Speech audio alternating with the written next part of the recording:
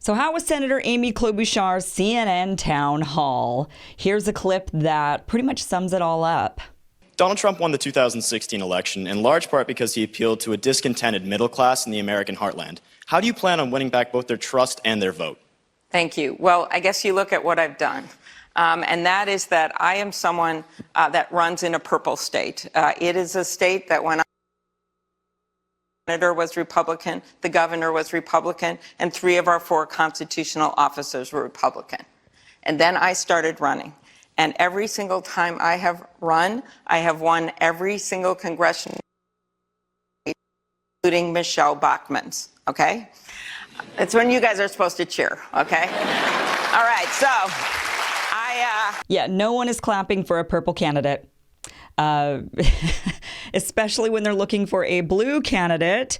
She's a purple candidate with purple ideas, meaning no real ideas, just incremental fixes. So what do I mean by that? Well, for example, in regards to the student loan debt crisis, she says she just wants to make some adjustments to Pell Grants, but not take the more aggressive approaches such as Elizabeth Warren wants to take, which is to eliminate student loan debt for anyone who makes under $200,000 or $250,000. In regards to free college, she said, I wish I could staple a free college diploma under every one of your chairs. I do. Don't look, it's not there. I wish I could do that, but I have to be straight with you and tell you the truth. Oh, gosh. Which is no, can't do it, not going to happen. Sorry, guys, you're just going to have to pay for college. We're not about bettering the minds of Americans. We're not about elevating ourselves so that we can compete in a global world. No, no, no. We're just going to keep Americans dumb.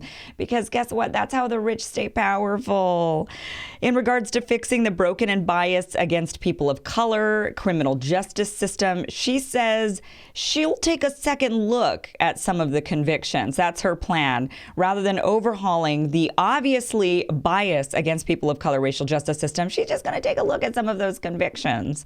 That is not an answer there. She's also a PAYGO candidate saying, everything that I have proposed to you, I have found ways to pay for it. And I think that makes sense that we actually get done. PAYGO, guys, is not the answer. And everybody who has any money knows this. It takes money to make money, and investment is the way for wealth. So when you say, no, we can't have these things because we need to find a way to pay for it, that's a talking point to keep the poor poor, the rich rich, and the middle class struggling. The reality of it is that when you invest in your people, when you invest in programs, when you invest in education, when you invest in the health, that it all comes back in spades to benefit everybody in the nation, but specifically the nation. I guess the only people it doesn't benefit are the rich because they would have to share some of that, and they don't want to give that up. So that's why they keep up with these, well, you've got to find a way to pay for it if you want that, which sounds sensible on the surface. But you know what doesn't make sense on the surface either is a millionaire saying, you know what?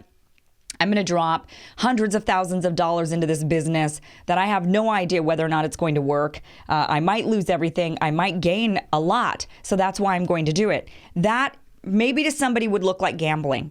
But every wealthy person in America and in the world knows that this is what it takes in order to make a lot of money. Investment is an important aspect of building wealth. That is the risk you have to take. So, yeah, when it comes to the American people, we have to invest in the American people. Some of them are going to do nothing, but a lot of them are going to do something really great. And that's why PAYGO doesn't work. That is why this whole notion of, well, we got to find a way to pay for it is just a bunch of bullshit that is just meant to keep the powerful in power because they don't want average Joe Schmo to actually succeed and potentially take some of their wealth or have to share it with them. They want to keep the whole pie for themselves. So she's a PAYGO candidate, not good. Was she good on anything? Yeah, she was good on a few things. She was good on treating mental health in veterans, saying that it should be treated the same way as physical illness. She's right on that. Veterans need better mental health care. Really, everybody in America needs better mental health care, but we especially should give this to our veterans who've gone to battle for the nation or for whatever useless, senseless war the nation has marched them into. She was also good on infrastructure, saying that she does support $1 trillion investment in rebuilding our roads and schools and whatnot, which is really good. I mean, look, we spend $1 trillion annually on the military. We should at least be putting $1 trillion annually into the infrastructure of America. We look like a third world country. I know many of you want to think that China is the third world country, but I dare you to go. It'll be fun for you. Go onto Google Maps and take that little yellow guy, that's in the corner, and you drag him and drop him onto the streets, and you can kind of do a street view of Google and zoom around cities. Go do that throughout some of the cities in China and go be amazed. Their infrastructure is incredible. They look like a futuristic nation, and meanwhile, we're crumbling. So yeah, it's really good that she says she supports $1 trillion investment in rebuilding our roads and schools and whatnot. But, that's also a little bit of a...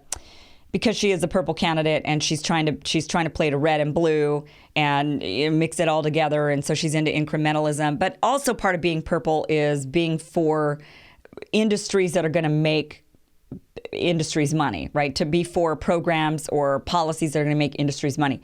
Infrastructure is one of those. It's kind of like saying, yeah, I'm for the military and dropping $1 trillion into it. Infrastructure is along those lines. We need infrastructure, though, so I'm not against this at all, but it is still one of those things that is going to enrich certain people.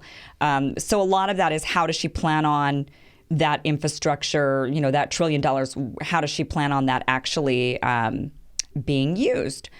And to, who's that going to go to? So that would be interesting to find out from her.